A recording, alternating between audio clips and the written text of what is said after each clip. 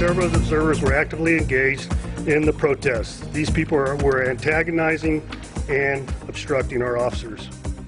Metro Sheriff Joe Lombardo there. We brought you that press conference live yesterday at noon here on 8 News Now as the sheriff addressed protests last Saturday on the Strip and specifically several legal observers who were detained. And it's been something of a controversy since that happened last weekend. This morning for Morning Cup of Joe, we're actually joined by Metro Captain Dori Koren for Morning Cup of Joe segment. Thank you, sir, for joining us. We've got the technological issues worked out.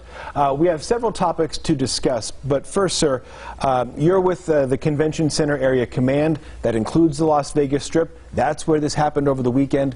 Why was it necessary to detain those legal observers? Well, first of all, let me first say good morning. Definitely appreciate you guys having us on the show this morning. As you said, I'm Captain Dori Koren. I'm responsible for Convention Center Area Command. That covers the majority of the Strip from basically Sahara to Russell. I ask your viewers to bear with us. We're having a little bit of a technical challenge, so we're using a mobile phone to make this work. But just to briefly answer your question, Sheriff Lombardo held a press conference yesterday. It was about almost 30 minutes, very informative. I would ask your viewers to really refer to that because the sheriff answered that question and a lot of other questions in a lot better detail than I can this morning.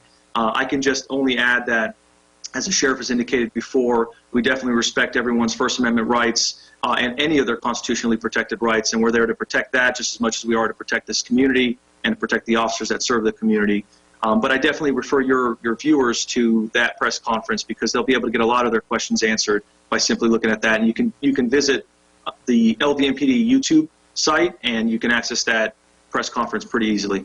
And during that press conference, the sheriff showed some of that video we were just showing, including several incidents with the legal observers, in some cases obstructing some officers and antagonizing some officers. And speaking of that, Captain, can we ask you just broadly how Metro prepares for staffing protests? We've had about 90 in recent weeks. As the sheriff indicated last night during the press conference, we've had a considerable amount of protest events. But we have a good system in place to be able to make sure that we have enough officers to keep the community safe. And as I indicated earlier, the press conference really goes into a lot of details, and it's best, I think, for the community to hear it from the head law enforcement person in our really in Southern Nevada. So I refer for those questions. I think it's best coming from him. And I definitely don't want to confuse the issue by answering it inappropriately if I don't have all the information. Right now, the most informed person on it is our sheriff. Well, Captain, it's been almost 2 weeks since the Las Vegas Strip reopened. Metro Police was on the Strip even when the casinos were closed. How was Metro involved in getting all the different properties back open again safely?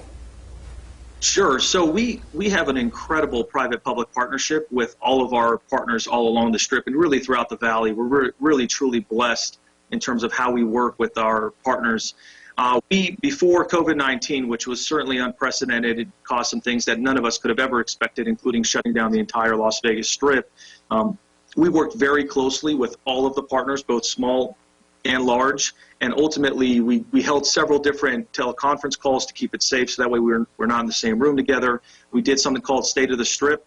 On every month or so, we held a teleconference call with almost 100 different community partners and business partners that are responsible for keeping the Strip safe, but also effective in terms of being an economy for this entire state. So we held a teleconference, a State of the Strip teleconference call as often as we could with all of our partners so we could communicate what they needed from us to either complete the shutdowns. And then now that we have reopened, we've done the same thing. We've communicated with them very closely to see what they need from us to prepare for their reopenings. And fortunately, now that it's already been 2 weeks, I think Vegas is definitely going in the right direction. We are open again. People are visiting us again. The local community is coming out, and we're doing it as safely as we possibly can. Yeah, I was on the Strip last weekend, noticed a lot less people out for now. So, Captain, are there less officers patrolling the Strip? And is there anything in particular officers are looking for right now? So, Convention Center Area Command is one of our largest area commands, and that's by design because we're responsible for one of the most populated areas in Southern Nevada, which is the Las Vegas Strip. So we have considerably the most amount of officers assigned to that area command for that reason.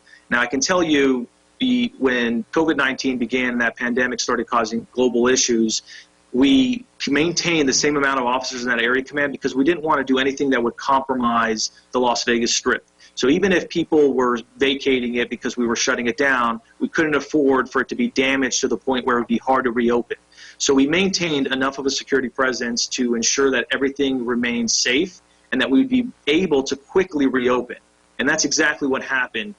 So with the only exception of that is crime was displaced to some extent. When we shut down, crime was dropped significantly because obviously there was a lot less people on the boulevard when it was closed, and there was crime increased in other areas.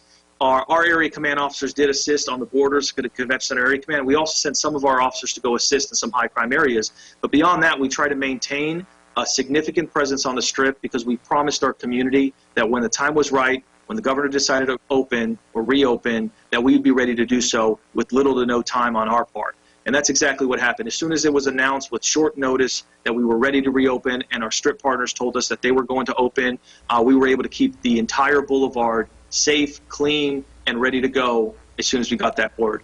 Well, Captain, very quickly, we're running a little bit short on time. When the pandemic was in its throes and everything was closed, we all saw all the cyclists up and down the Las Vegas Strip. Now that things are open, can people still do that? You know, there's still some cyclists, but we're seeing some return to normalcy. And I think it's important for your viewers to know that. Fortunately, Vegas is starting to come back. And so I've asked my officers, and they're saying that there's still some cyclists, but really we're seeing cars and pedestrians and people starting to visit our hotels. And that's what I encourage everyone in our community is to, as long as it's safe to do so, it's time to get our economy as strong as possible. And definitely I think our community needs that right now. Absolutely. All right. Captain Koren, thanks so much for your time this morning. Please stay safe out there. We appreciate you joining us. Thank you. Appreciate it as well. Thank you for the invitation. All right, you can watch every Morning Cup of Joe segment Wednesdays here on 8 News Now. If you have questions for Sheriff Lombardo, submit them on our website, 8newsnow.com. It's 6:52. Here's Nate Tannenbaum.